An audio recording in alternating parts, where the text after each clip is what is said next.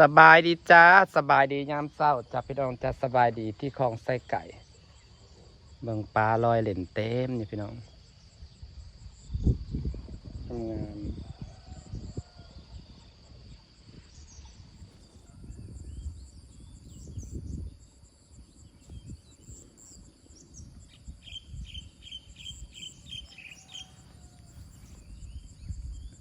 มาเบิ่งปลาลอยเล่นพี่น้องขนาดน้ำมันได้ใสเด้นี่จ้าสิเปลี่ยนน้ำมันเป็นน้ำใสสับสีงามนี่แหละมันเป็นรอยคู่กันให้ฝนทำอีกจักหาก่อนพี่น้องให้ฝนล่างอันที่เฮาถมถ่อใหม่ก่อนดินมันยังขาวอยู่ยานดินเจือดลงมาใส่คลองแล้วมันสิขุ่นคือเก่านี่ก็เลยรอก่อน จังสิเปลี่ยนน้ำใสลงแบบนี้มันในปลานะ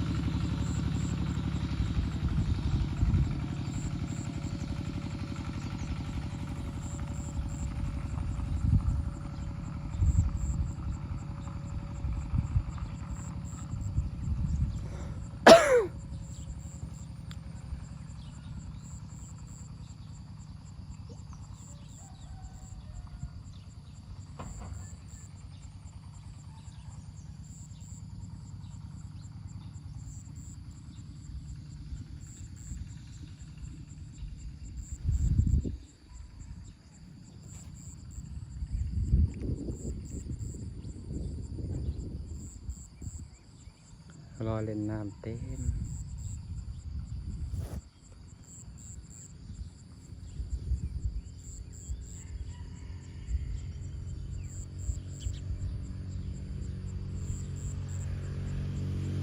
มันสิลอยกลับมาเลย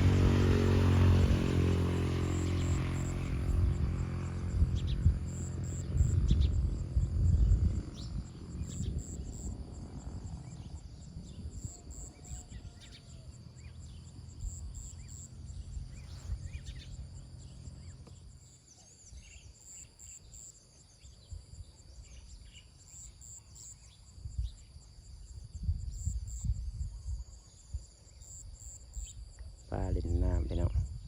ตอนเช้ามันสิขึ้นหน้าแบบนี้แหละปลานะ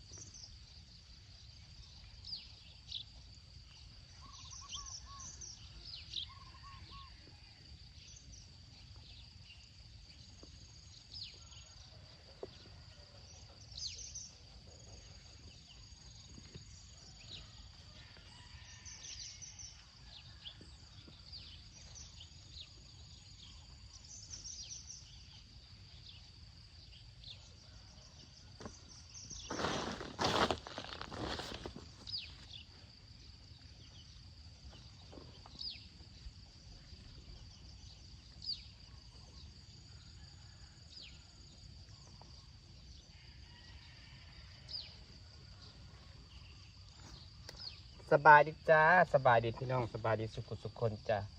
วันนี้เราจะมาทำทุเรียน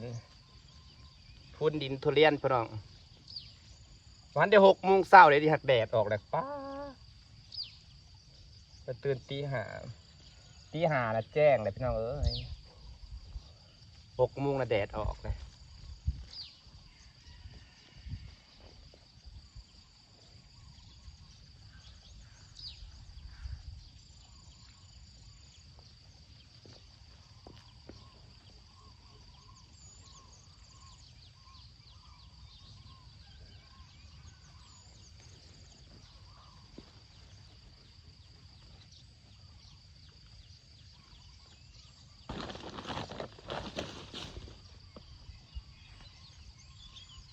อันนี้คือครับพูนดินทุเรียนจ้ะพี่น้องเป็นดินเทียมมาจากของดินคลองนี่มันสีดำงามอยู่เลยนี่เห็นปะดินคลองนี่สีดำงามที่ว่าพูน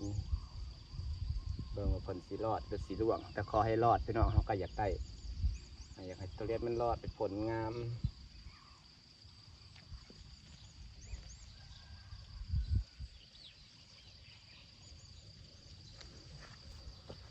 เสร็จสิ้นการพูนดินต้นทุเรียน2 ต้นพี่น้องซาทุรอดให้คอยเด้อขอสิเรียนวิชาสีด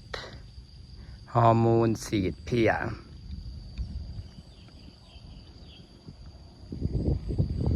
ฉีดฮอร์โมนทุก15 วัน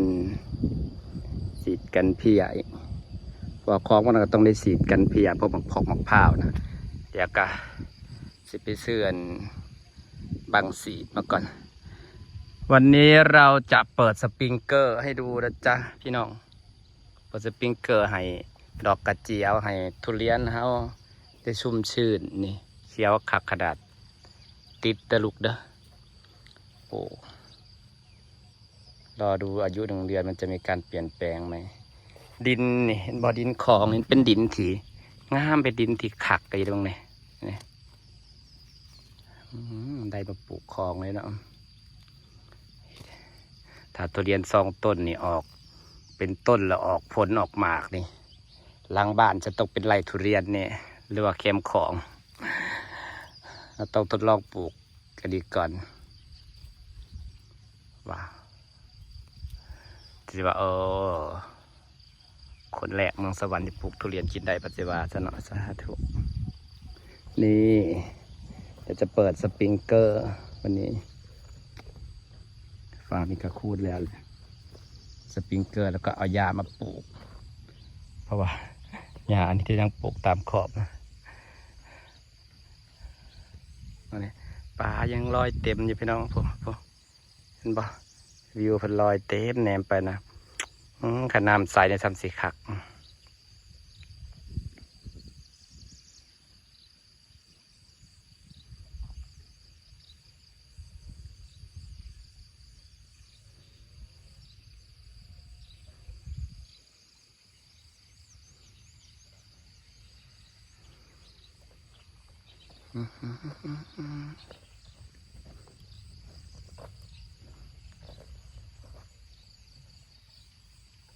จ้ะบรรยากาศคลองไส้ไก่กับปลาลอยเล็ดเต็มอยู่พี่น้อง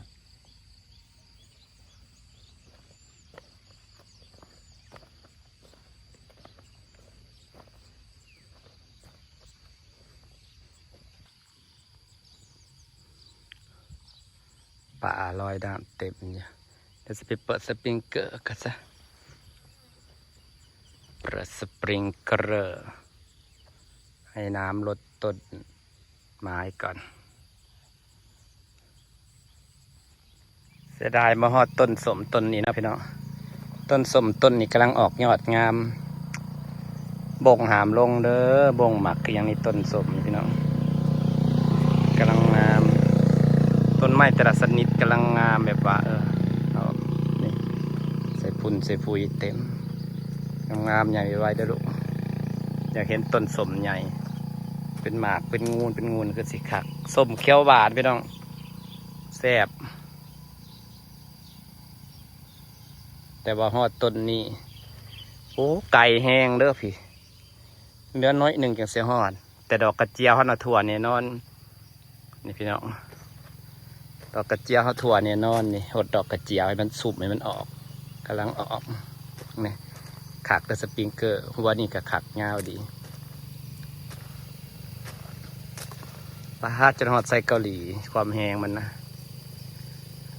ว่ากระเด็นนะแห้งกระแห้งโอ้ระบบน้ำเฮาพี่น้องระบบน้ำดีต้นไม้ก็จะสวยนี่ปลาพี่ทุเรียนเฮาเริ่มเปียกเลย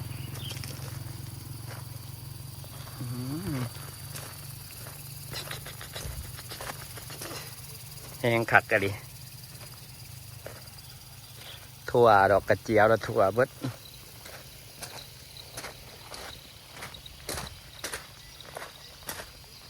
ถั่วเบิดดอกกระเจียวนะพี่น้อง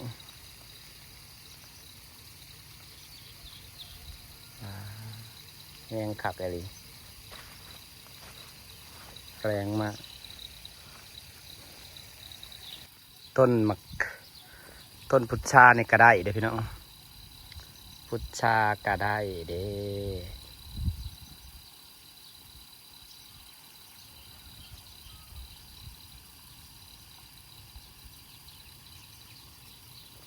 ต้นมักทัน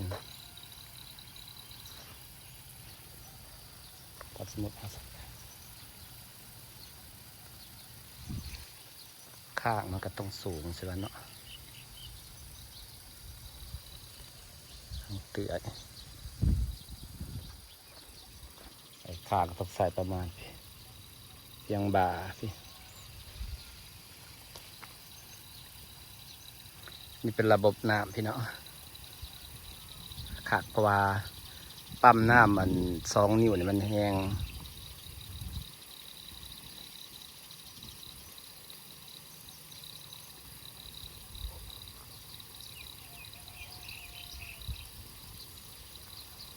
หญ้ากับสัมสีซุ่มสัมสีขี้เอา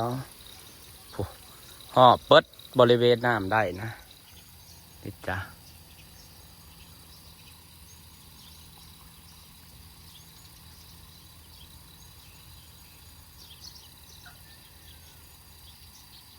ทั่วบดระบบน้ำพี่น้อง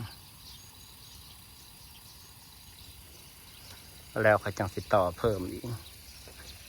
ต่อเพิ่มเขาสิต่อมันนี้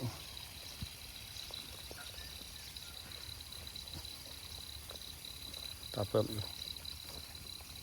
สมาวัยนี่รักหนึ่งเป็นนี่รักหนึ่งอยู่นะรักหนึ่งแจนะรักหนึ่งพอดีทั่วถึงแบบนี้เพราะว่าอันนี้เป็นล้านหญ้าเดี๋ยวต้องใส่สปริงเกอร์แลกอย่างก็เป็นป่าดอกกระเจียวพี่น้องจ้าสิฝากบรรยากาศไว้สำนีเด้อจ้าพี่น้องจ้า